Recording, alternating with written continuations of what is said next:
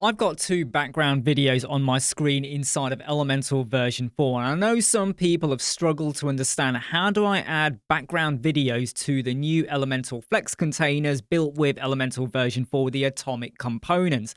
Let me explain. There are two ways to do it. When I refresh my screen, watch what happens. The bottom one was almost instant, but the top one, there was like a split second. You can almost say a 1 second delay. Let me refresh again.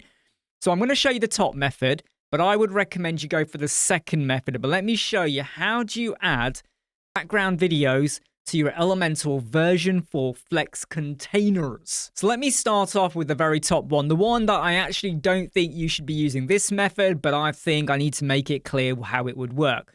So we have a Flex container, and of course the problem, again, let me remind you, when you go over to your Flex container, you don't have the facility where you can drop in a video. You go to background, you can add overlay, colors, patterns, things like that, but you can't actually add in a video because in the old version 3 Flex containers, you could do so. So let me now just go in and show you what we've got. I've justified and aligned my items. I've also made it be a 50 VH. Now inside of here, I've gone and dropped in the version 4 YouTube widgets. If you go over here, Atomic Elements, you will see YouTube. If I go to the YouTube, that is just a YouTube URL. I am just for the moment just going to get rid of autoplay because it keeps doing that little flash bit as it loops. So you go and add in your URL and then you set your settings, mute, loop, autoplay. Are you going to show captions, player controls, all of that kind of thing? But you are a little bit limited as to what else you can really do with it. Now, because my flex box, if we go back over to style, was set to be aligned to the middle, the video is in the middle. Watch what happens if I go to top. Can you see the top of the video now? If I go to the end, you can see the bottom. If you go for stretch, it would bring you back. But, you know, I've just gone for center at the moment. So that's why the alignment of the Flex container is important. So what we've got is just dropped in a YouTube video. So it's not technically a background video, is it? The obvious problem is that if you now drop further items into there, like headings and text editor or call to action, they're either going to be a column or a row, and then you start messing around with absolutes and all of that stuff. What you should do is add in a div block. Now, before I jump in, Flexbox, there was something I forgot to mention. I have zeroed out my margin and padding because I want to have no empty estate space all the way around. So I've got Flexbox, YouTube, and then I've got my div block. The div block, if I check, has been set to 100% width and 100% height. Remember, the parent container is set to 50 VH. The div block inside will still only be 50 VH, but I want it to be 100% of the parent container. When it comes to spacing, I added in a bit of padding because I've got some content in there, and you will have noticed that.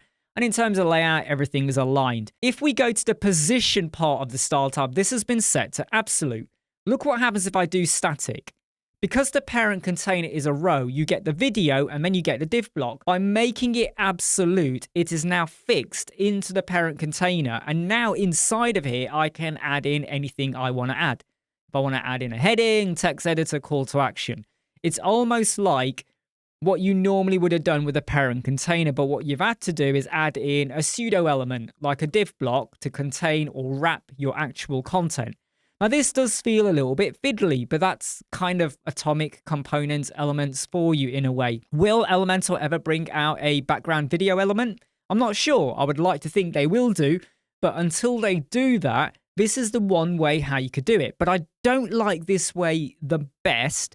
Reason being is because it's pulling from YouTube, and that's the other thing about the YouTube widget. You can't drop in a link to pull it from your media library.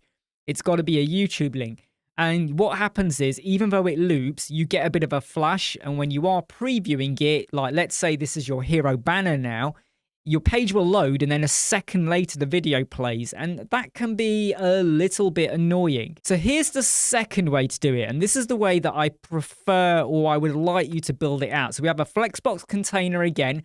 Again, the size of this is a 50 VH. It's justified, aligned to be in the center. And if we go over to the spacing, everything is zeroed out. So the Flexbox technically is exactly the same as the Flexbox we had above. The difference is that I'm now using the version 3 video widget, okay? And the reason is because now we can have YouTube, Vimeo, Dailymotion, VideoPress, self-hosted. And what I did was use a self-hosted video. And I really think people have to get away from using YouTube. I really do feel like there's a major problem with the way YouTube presents. And I know there are widgets and plugins out there. A lot of them are premium, but not all of them work as best as I would like them to work. Because the trouble with YouTube is you get the branding, the title. If you've got 100 VH video, you know, people can right click and all of that. I strongly recommend, unless you have to without any other, you know, there's no other way to do it, okay? You're having to relay something that's available on YouTube and people understand that. Hero banners that use YouTube videos, for me, is a big fail. You want to get a self-hosted video. And if you use that, you won't get that split-second flash when it loads up. It'll be smoother. Your videos don't have to be massively huge. Just make them as big or long as they need to be. Speak to your clients about that if they don't agree. But if you do that and you add this custom CSS, I know you're probably thinking, damn Imran, couldn't you make this any easier?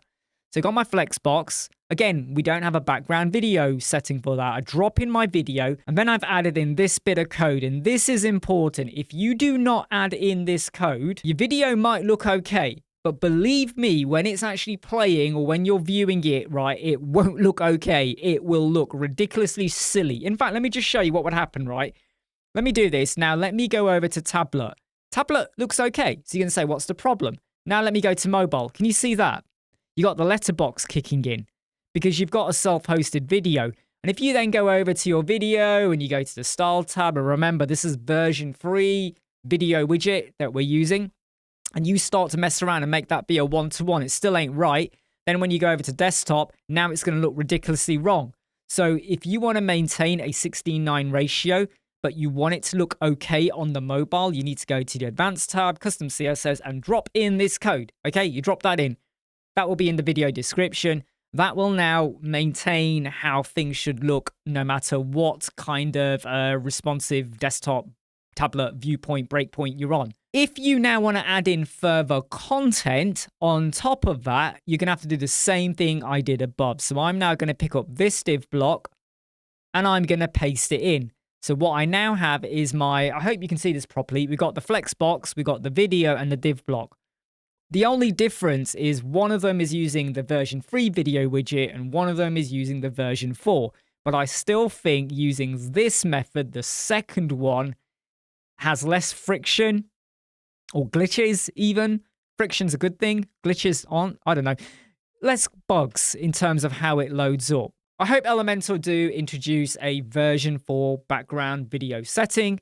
If I've missed it, if I've completely got it wrong, please do let me know in the comments. But I'm Imran from Web Squadron. I hope you like, subscribe, share, and follow. I'll keep seeing you. Take care. Bye.